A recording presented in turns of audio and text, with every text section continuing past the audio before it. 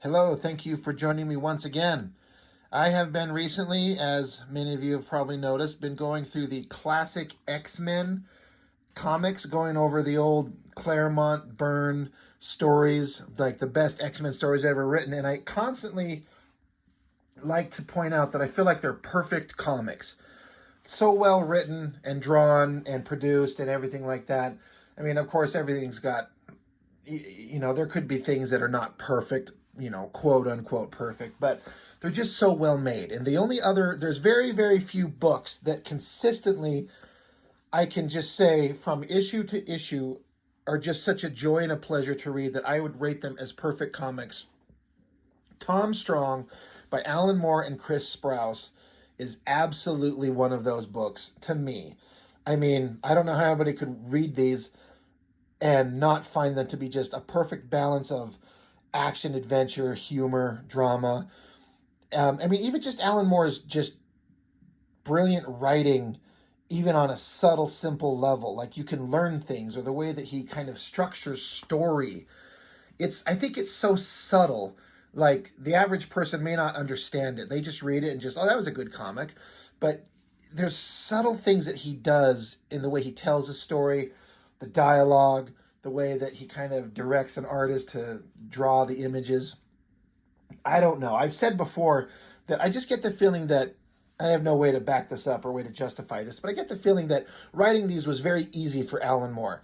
He's so smart and he's so versed in everything. He's read every novel, every major pulp novel books, Frankenstein's and Dracula's and stories on characters you've never heard of, and all these old comics, and he just knows all kinds of everything. The perfect guy to write comics, because you've got to have a wealth of knowledge. If you haven't read anything, and you're just kind of pulling from comics, you're going to make boring derivative stuff. And I say that kind of thinking about that's probably me, honestly. I mean, I make my own comics, and I'm no genius, but I mean, who the hell? We can't compare ourselves to Alan Moore. No one can.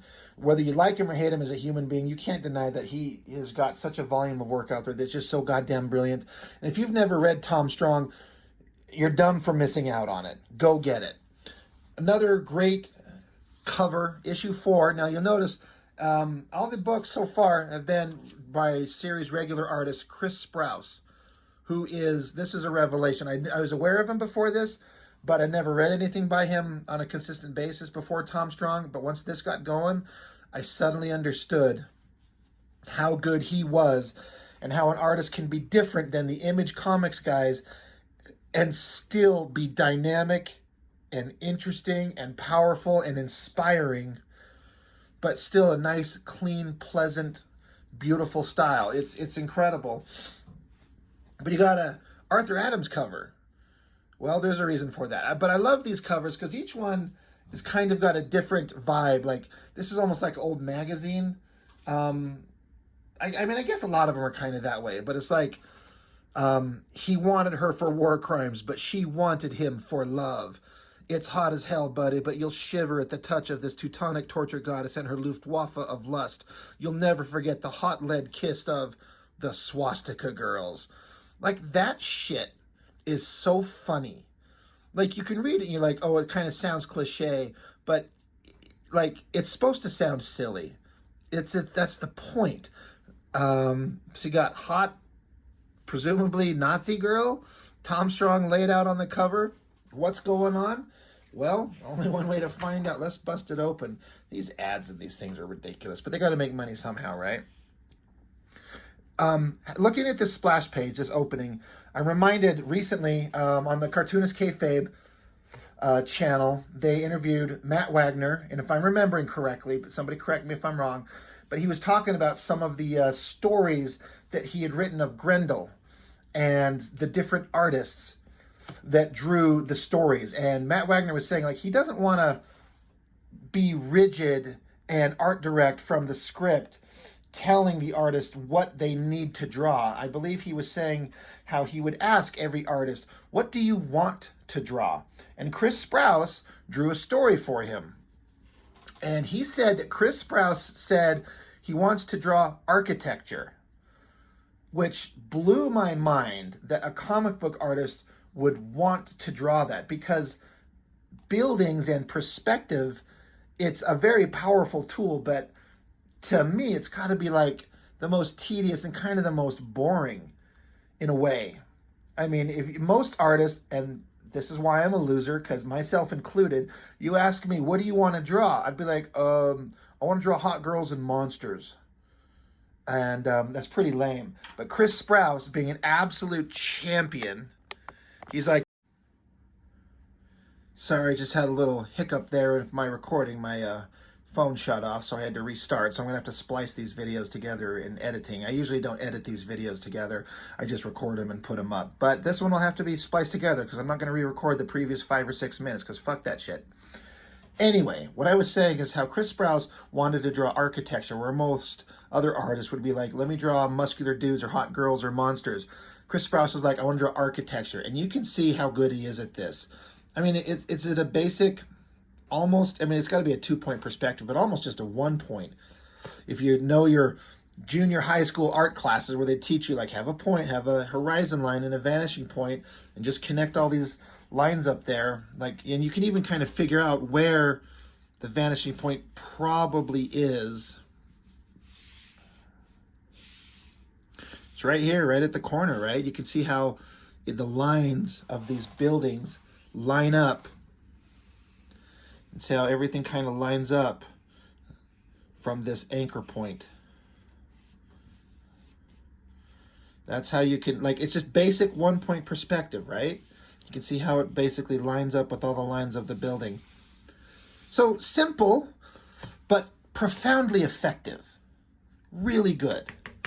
And it really sets a setting. Here's the city. I also, gosh, I wish I've got him sitting here. I'm terrible at this stuff.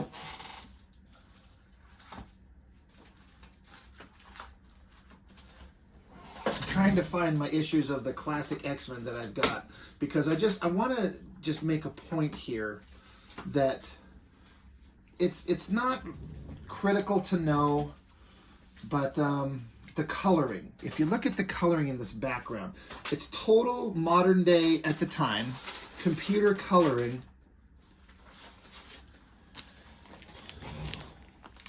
And I've talked about often, like, if you just look at the flat colors in this old newsprint,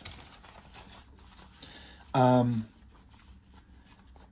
think like the average person would look at this and look at this old newsprint paper and just think, how can you compare the two? Shiny, clear, and then old newsprint and flat colors. There's something that's amazing and beautiful about both ways. I can't get over how much I love the way that this artwork looks on this printed paper. There's some kind of vibe and feel about it that just works so well. I wouldn't want to change anything about it. It looks good. Now, if you take the same artwork and reprint it with new color printing techniques on a flat, glossy paper, I don't think it looks as good as this old newsprint. I've gone over this before. So I'm an advocate for this old school type of comic making, but I'm also an advocate, if done right, modern day comic book coloring. Like that sky in the background is beautiful. Like, I just love it. It works.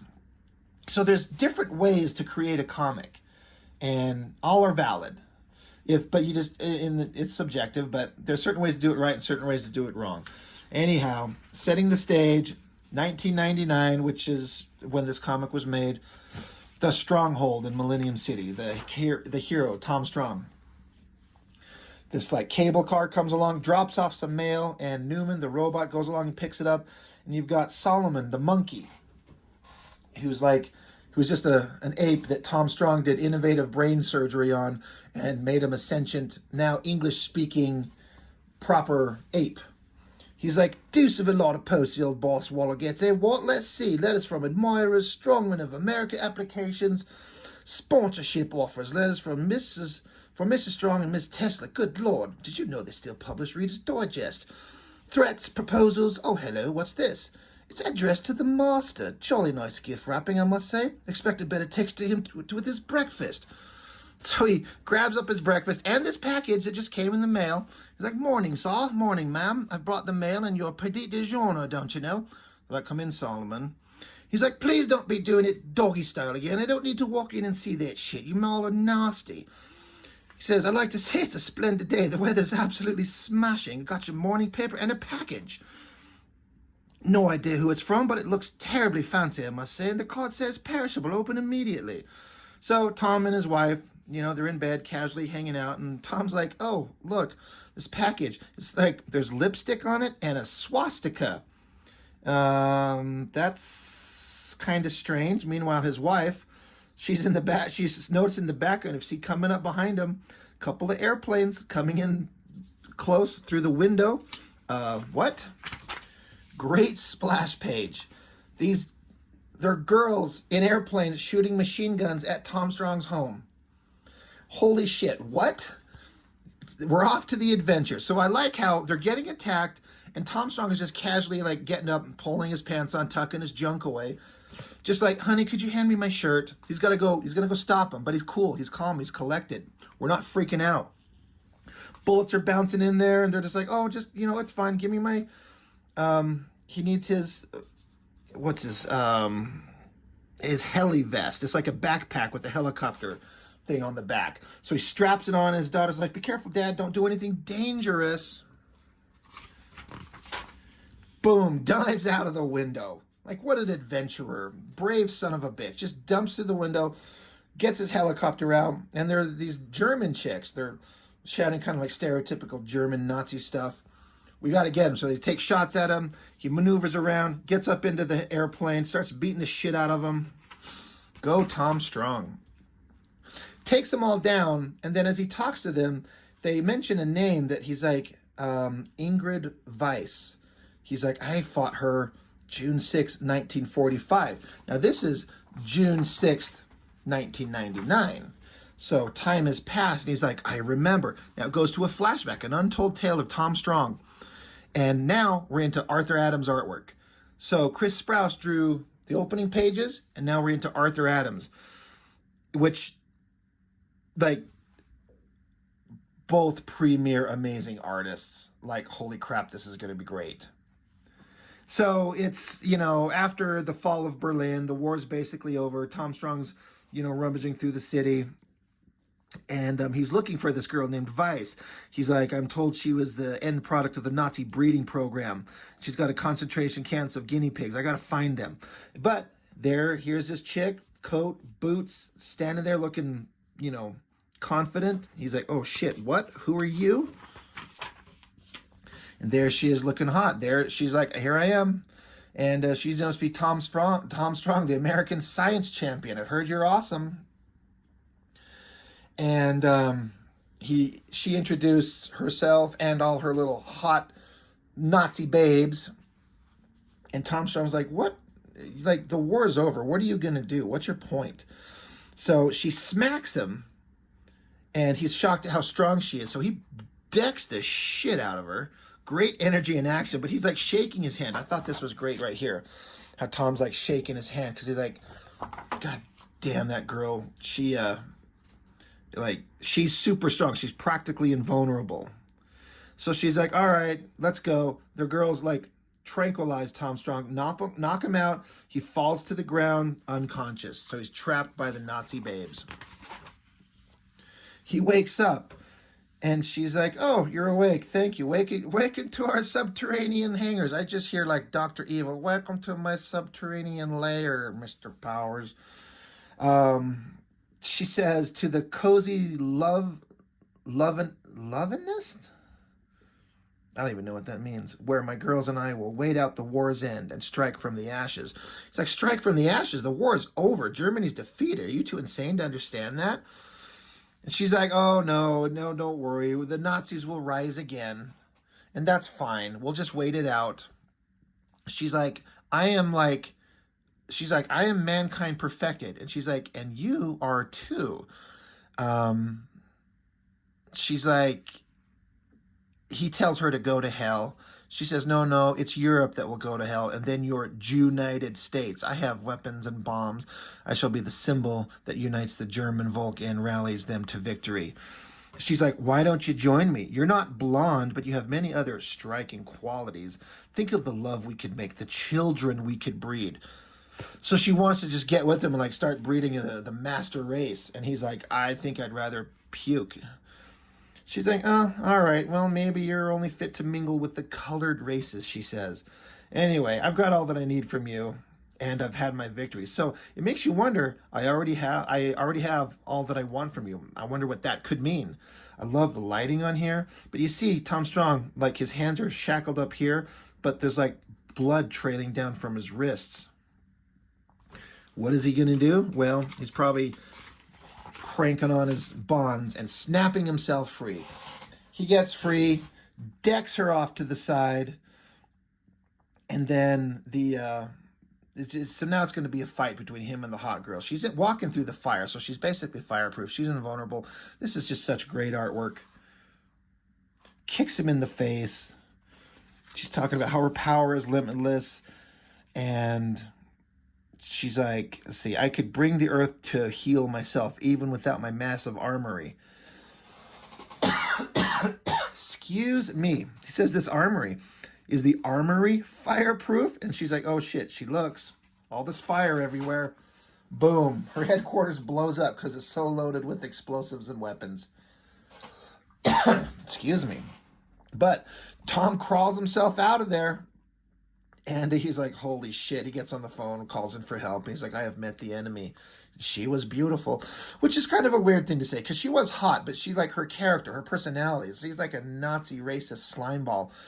You think Tom would be like, she was a horrible monster, which she is, but anyway, back to modern day. Tom Strong's up there, and he got control of one of these planes. So he's following these other ones. So the remaining bad guys on the plane take off, and he's given chase.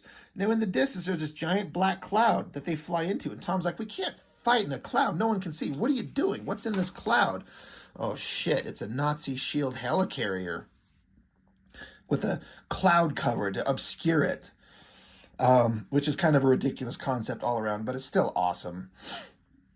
I like how they land the plane, and then Tom Strong comes in and lands behind them and just rams his plane into theirs. So he jumps out, and there's a bunch more Nazi babes, and so he just starts beating the shit out of them. You know, I don't care. Tom Strong is beating up a bunch of ladies, equal rights and equal lefts, right? Starts slugging the crap out of them. But then we see there is the German girl, the Ingrid Weiss girl from the previous pages from World War II. She survived. She's still alive. There she is. I gotta say, I absolutely love Chris Sprouse's artwork.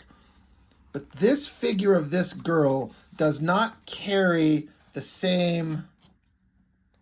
trying to find the best version. When you see the girl, she's strong and muscular and got some like powerful shape to her. This one is kind of a long, lanky skin. I don't think it carries the same power. I mean, the pose is great. The tilted angle works.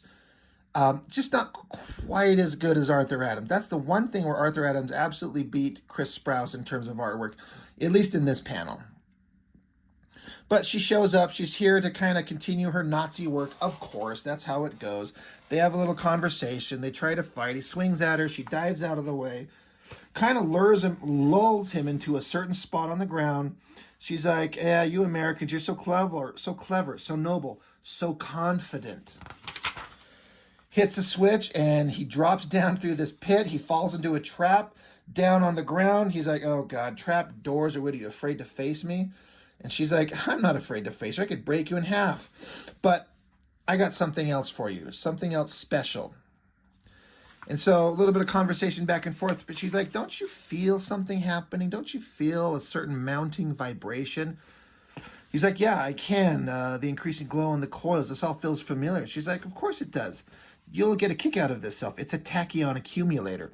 He's like, oh, shit, a time machine. She's like, yeah, that's right. Goodbye, Tom. Give my regards to Pangea. He's like, Pangea. Oh no, Ingrid, wait, don't throw that switch. Wait, Tom Strong, wait. I have anticipated this moment for more than 50 years. The waiting is over. Now, most of you should know what Pangea is. Time's up. Ends on a big splash page of Tom Strong tumbling through time, because as they said, it was a time machine. So this is the first time in the book where it's left on a cliffhanger. Issue 4 that we're looking at, it's leading in directly into the next issue. It doesn't resolve itself in a single book. By this point in this comic, I was super into it. I was like, I can't get over how much fun I'm having. I don't know where they're going to go, where it's going to end up, and now it's on a cliffhanger and sending him to Pangea, like Earth's past millions and millions of years ago. Oh my God, this is going to be so great. I can't wait to see where this goes. So, and once again, I love how they hold all the ads for this book to the end. They don't interrupt the flow and the page turn or the reading experience with any of these ads. They put all this shit at the back of the book. And man, they're putting ads everywhere, probably to make a bunch of money because they need to. But look, it's all this different stuff. But at least, and it's probably by demand on Alan Moore, and you respect Alan Moore, by giving him his story to tell without a single interruption anywhere. And I love it. And all the books have been this way. So, Tom Strong. If you haven't read this and you love Alan Moore's work and you love classic, fun superheroes, adventure comics, science adventure stuff, you're doing yourself a disservice if you don't pick this up. Find the comics, find trades, buy it digitally if you have to. I personally hate reading comics in a digital format. I think it sucks. I want to hold the thing. I want to look at it. I want to get up close to it. I mean, I guess you could do that with an iPad or your phone, but I need it. I don't like reading things digitally. I'll do it if I have absolutely no other option. Tom Strong, perfect comics. So that's all I've got. Thank you for joining me. I appreciate it. I'll see you next time.